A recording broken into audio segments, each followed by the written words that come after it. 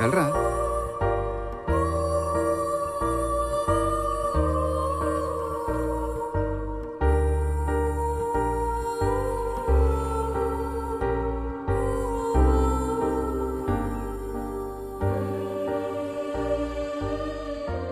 నన్ను ఇక్కడి నుంచి తీసుకెళ్ళిపో రవి, ప్లీజ్. నీకు తెలుసు కదా పల్లవి, నేను ఈ ఊరు వదిలి రాలేనని. 2 రోజుల్లో నా ఎంగేజ్మెంట్. అదే జరిగితే నేను బతకను రవి. నీకెలా చెప్పను పల్లవి?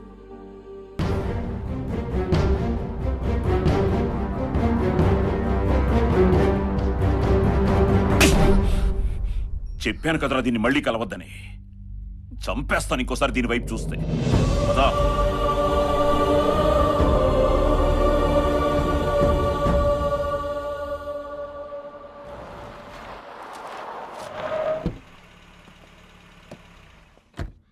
ఏంటి బాబు ఇలా వచ్చావు? ఏం లేదు సార్, ఊరు చూద్దామని వచ్చాను. మీరు కనపడ్డారు. ఏంటి రైస్ మిల్ పనిచేయట్లేదా? పంటలే లేనప్పుడు రైస్ మిల్ ఎక్కడ పనిచేస్తుంది? నాకు ఎప్పటి నుంచో డౌట్ సార్. ఈ వడ్లకి విలువ ఎక్కువ, బియ్యానికి విలువ ఎక్కువ? మార్కెట్లో అయితే బియ్యానికే విలువ ఎక్కువ. నా దృష్టిలో మాత్రం వడ్లకే విలువ ఎక్కువ. అదెలా సార్? ఈ వడ్లే లేకపోతే బియ్యం ఎక్కడి నుంచి వస్తుంది? ఒకప్పుడు ఈ రైస్ మిల్ మీదే ఆధారపడి ఉంటారు కదా సార్. దీంతోనే మీ కుటుంబాన్ని పోషించుంటారు. దీని మీద వచ్చిన సంపాదనతోనే మీ పిల్లల్ని చదివించుంటారు. ఇప్పుడు ఎందుకు పనికి రాకుండా పోయింది కదా? దీని మీద ప్రేమ చచ్చిపోయిందా?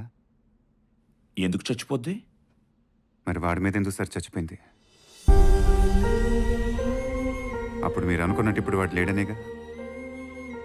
వాడేదో తప్పు చేశాడని కదా సార్ మీరందరూ వాడిని వెలేసింది.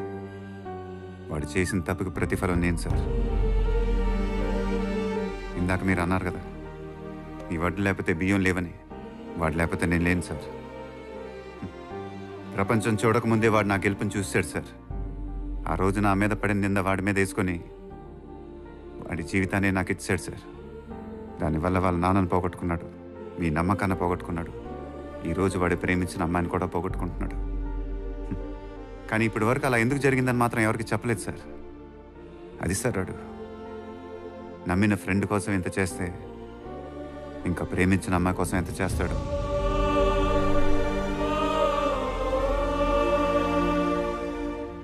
అలాంటి మన జీవితంలో ఉండాలంటే అదృష్టం ఉండాలి సార్.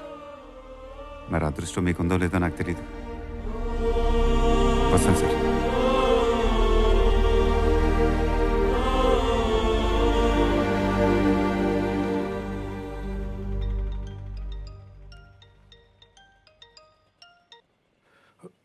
వద్దు పల్లవి, ఇంకెప్పుడు నాకు ఫోన్ చేయొద్దు. ఒకసారి గుడివైపు చూడు.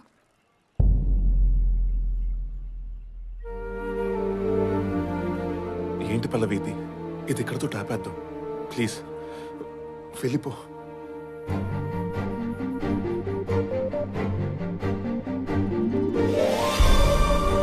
నాన్న ఒప్పేసుకున్నారు రవి.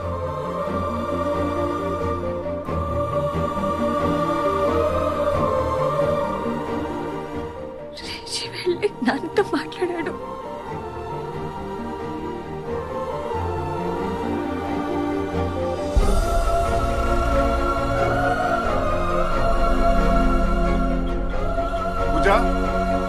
పూజ, పూజ, ఆ రోజే చెప్పాను కదా పూజ, వాడొచ్చాడంటే ఏదో చేస్తాడని. ఇది చేశాడు. పల్లవి నా లైఫ్లోనే ఉండదనుకున్నాను, తీసుకొచ్చి నా పక్కన నుంచో పెట్టాడు. అది పూజ. వాడంతే. ఇంకొకసారి వాడిని నమ్మి చూడు పూజ, నీకే తెలుస్తుంది.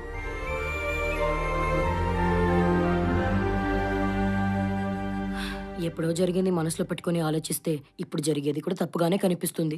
I think he deserves a second chance Pooja. అయ్యో,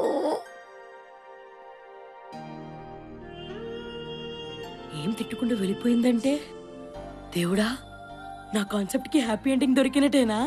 పంట నీరు కోసం ఆ ఊరుళ్ళు ఈ ఊరుళ్ళు ఎప్పుడు కొట్టుకుంటారంట.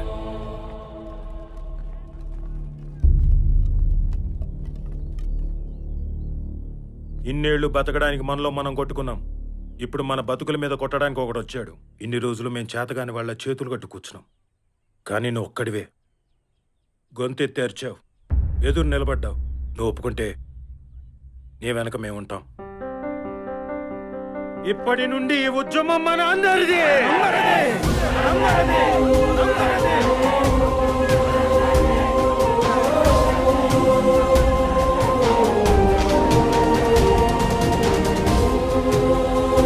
ఇప్పటి వరకు ఒకే ఊరికి పరిమితమైన ఉద్యమం ఈ ప్రాజెక్టు వల్ల దెబ్బతినే చాలా గ్రామాలు కలవడం వల్ల రామవరంలో రవిశంకర్ కి మద్దతు భారీగా పెరిగింది.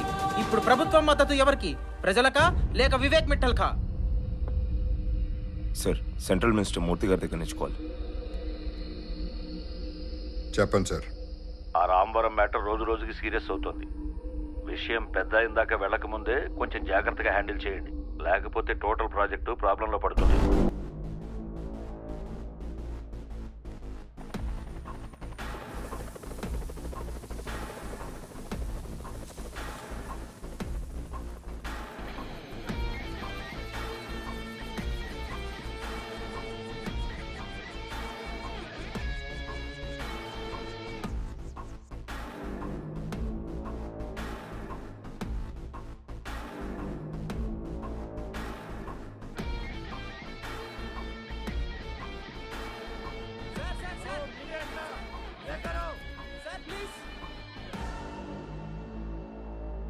Hi Rishi.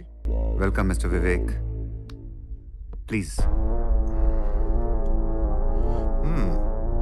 Good game Rishi. I never imagined. ఇది నువ్వు ఇచ్చిన ఐడియానే మిస్టర్ వివేక్. ప్రపంచాన్ని ఇక్కడి నుంచి దూరం చేశానన్నావు. ఇప్పుడు చూడు, ప్రపంచాన్ని ఇక్కడికి తీసుకొచ్చాను. సరే, నువ్వు అడిగినట్టే ఈ ఒక్క ఊరు వదిలేస్తాను. కుదరదు. లెక్క పెరిగింది. 41. వాట్? ఒకసారి ఆ టెంట్ వైపు చూడు.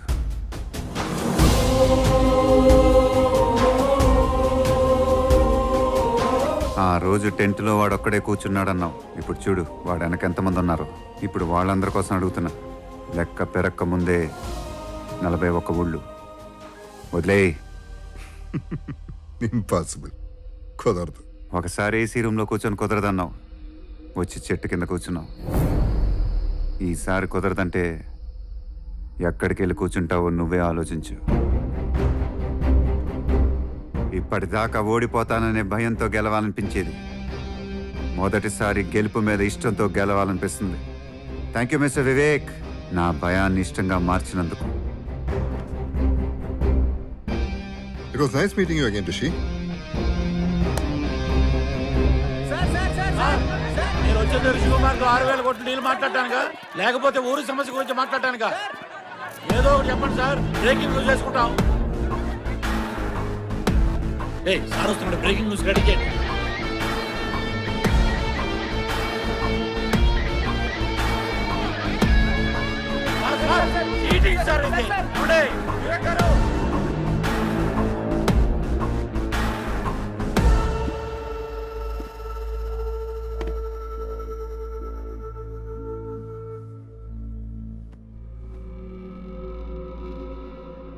I'm really sorry. ఇంత దూరం తీసుకొద్దాం అనేది నా ఉద్దేశం కాదు. మీకు మాకు మధ్యలో చాలా మంది ఉంటారు. వాళ్ళు మేము నమ్ముతూ ఉంటాం. ఏంట్రా మనమే చేశాడు? ఎకరానికి ఎంత ఇస్తా ఉన్నాం ఎంపీ గారు? 1,25,000 అండి. ఎకరానికి 4 లక్షలు ఇస్తాం.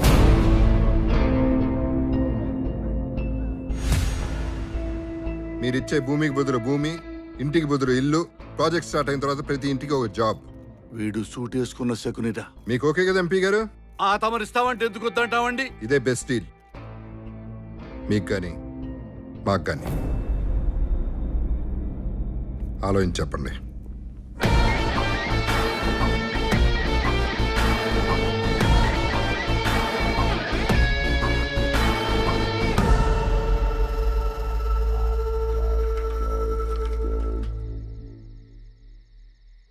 మొత్తానికి మనమే గెలిచాం.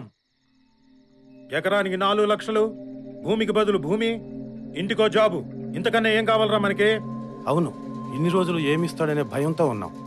కానీ ఇప్పుడు మనం అనుకున్న దానికంటే ఎక్కువే ఇస్తానన్నాడు. అవునరా, మనమే గెలిచాం. ఏంట్రా గెలిచేది? వాడు 4 లక్షలు ఇస్తారంటే మన భూములు రాసిచ్చేస్తారంటున్నారు. అదే 6 లక్షలు ఇస్తారంటే మన బతుకులు కూడా రాసిచ్చేస్తారా? రే, ఈ మట్లోనే కదరా మన అమ్మ నాన్న కలిపేస్తుంది. ఈ మట్టిని ఎలా అమ్ముకుంటాం?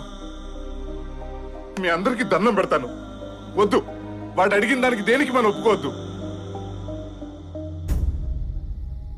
నువ్వేంట్రా మా అమ్మా నాన్నలు చచ్చిపోయారు, ఇదే మట్లో కలిసిపోయారు అంటున్నావు. మీ అయ్యే చచ్చింది నీ వల్లేనంటగా.